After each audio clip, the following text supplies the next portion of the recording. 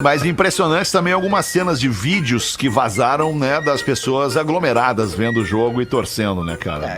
Não sei se vocês chegaram a ver isso. É complicado. Mas é muito louco. Não é assim, tipo, 3 pessoas, 4 pessoas se juntaram. Não, eram dezenas de pessoas, né, em frente a telões e tinha de tudo. Tinha criança, tinha enfim, Velho, gente nova, gente velha. Ontem o presidente da República estava dizendo que não precisa usar máscara, né, cara?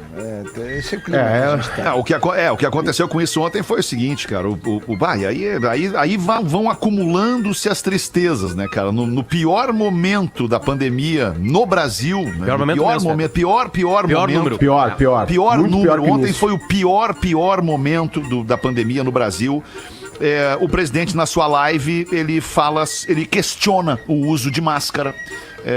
Ele foca o assunto da live nele num estudo que pintou aqui. Mas não é um estudo, viu? Já descobriram. Uma pesquisa de opinião pública.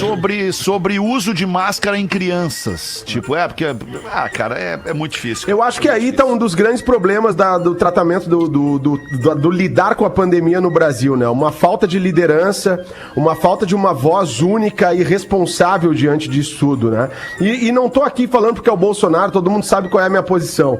É porque realmente não é uma posição de líder para um momento de crise. Não é. Seja quem for o líder, cara. Não é contra o Bolsonaro, é contra a figura do líder que simplesmente não consegue, de uma certa forma, unir o país nem nesse tipo de questão, cara. Porque nem ele é nesse ignorante, tipo de questão. cara. É porque ele é ignorante em relação ao truculento, realmente muito difícil. E aí, ontem, num relato de uma prima da Ana que lida com o ensino de crianças de 8, 9 anos, as crianças voltaram à escola, diz que ela começa a ouvir dentro da escola relatos como esse assim, que a vacina não funciona, que os chineses vão acabar com o mundo, que a máscara não precisa, porque são coisas que essas crianças estão ouvindo em casa, cara.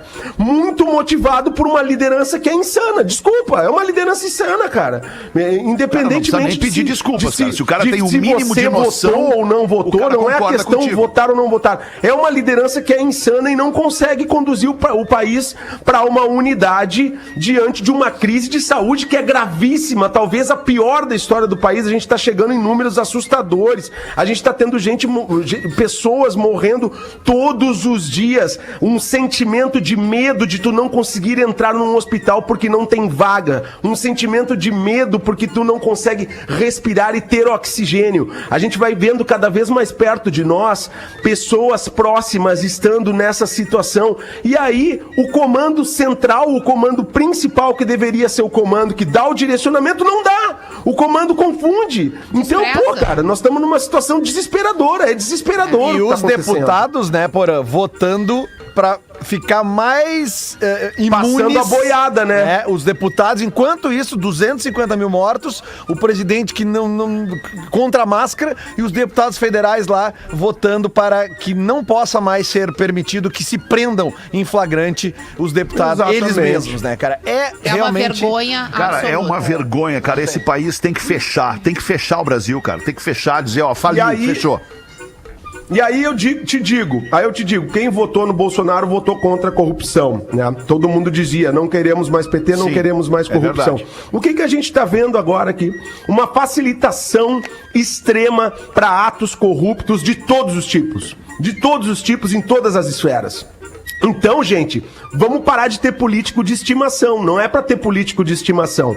Político não é Deus. Políticos estão aqui para nos servir, para serem eficientes, para a gente construir um futuro, construir um país melhor. Político não é ídolo do futebol. Político não é super-herói. Político não é Deus. Então vamos parar de endeusar pessoas que não têm essa capacidade, esse potencial e nem devem ter, né? E nem devem ter. Eles precisam ser eficientes e atender a população. Eles são nossos funcionários. A gente que bota eles pagamos lá, o salário e deles, a gente eles que paga. inclusive se permitem aumentar os salários a hora que bem entendem. Se governam, muito literalmente. Triste, cara. Muito triste. Mas